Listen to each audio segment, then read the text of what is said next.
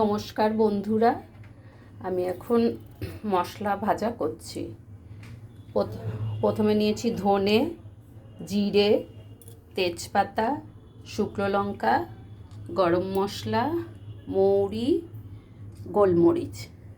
এইগুলো সব ভাজবো।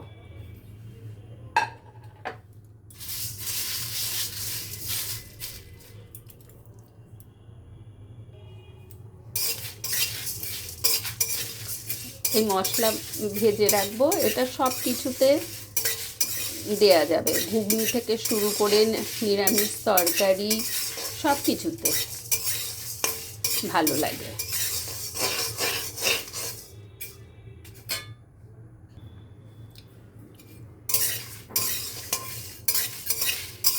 এইটা খিচুড়িতেও ভালো লাগে। এই মশলাটা খুব আস্তে কম আছে, কিন্তু এটা ভাজতে হবে।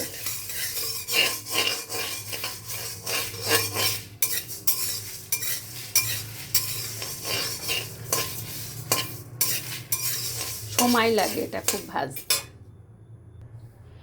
গরম মশলা ভাজা হচ্ছে, অনেক সময় লাগে, কম আছে এটাকে ভাজতে হবে।